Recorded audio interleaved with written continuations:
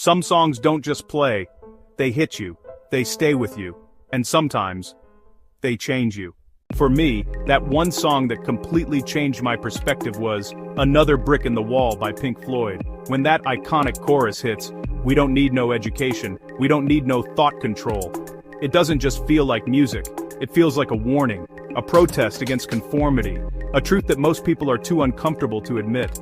That song came out in 1979. But the scary part is, decades later, its message feels more relevant than ever. It still describes our world today. Because if you really think about it, our education system hasn't fundamentally changed in over a century. It still feels like a system designed to produce something, not people, outputs, workers, perfectly shaped individuals who fit neatly into a predefined structure. I remember my own journey through school and college. On the surface, everything looked fine. I was checking all the right boxes, classes, exams, grades, but underneath all that structure, it felt like an assembly line. You show up.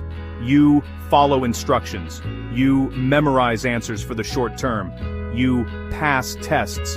And slowly, without even realizing it, your own unique shape is sanded down until you become another brick in the wall. That line from the song stayed with me for years, echoing in my mind, because it perfectly described a feeling I couldn't quite articulate myself. It wasn't about genuine learning or intellectual curiosity. It was about fitting in, about playing a game. And the ones who succeeded the most were not always the smartest or the most creative. They were the ones who followed the system the best, the ones who didn't question too much, the ones who stayed within the lines. And that's where something started to bother me deeply. A fundamental disconnect, because education wasn't always meant to be like this. If you go back in history, to the very roots of Western thought, think about Plato. His entire philosophy, the foundation of his academy, was built around one powerful idea: ask questions, think deeply, challenge everything. The goal of education was never obedience, it was awareness, it was curiosity, it was growth.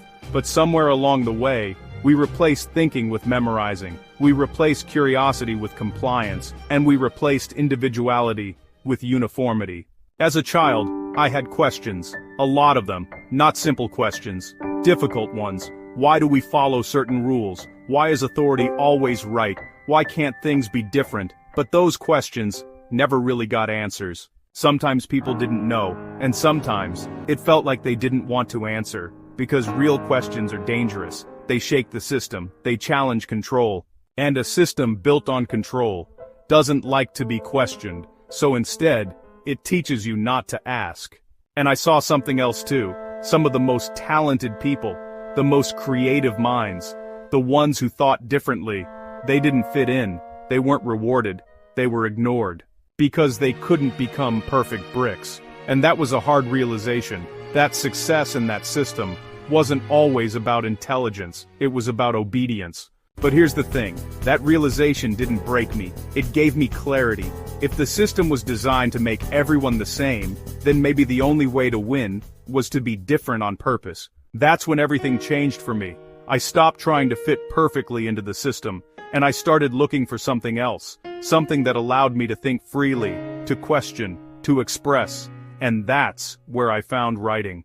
Writing became my escape, my voice, my rebellion. It was the one place where I didn't have to follow a script, no standardized answers, no fixed structure, just thoughts, raw, honest, and completely mine. I stopped trying to be accepted by the system, and started focusing on being true to myself, because in the end, winning is not about becoming popular.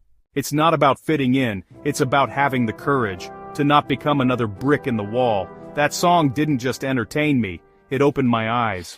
It showed me the walls around me, and more importantly, it made me realize that I don't have to stay inside them, because the world doesn't just need more bricks, it needs thinkers, creators, storytellers, people who are willing to question and build something different. So maybe the real question is not, how do I succeed in this system? Maybe the real question is, do I even want to be part of it?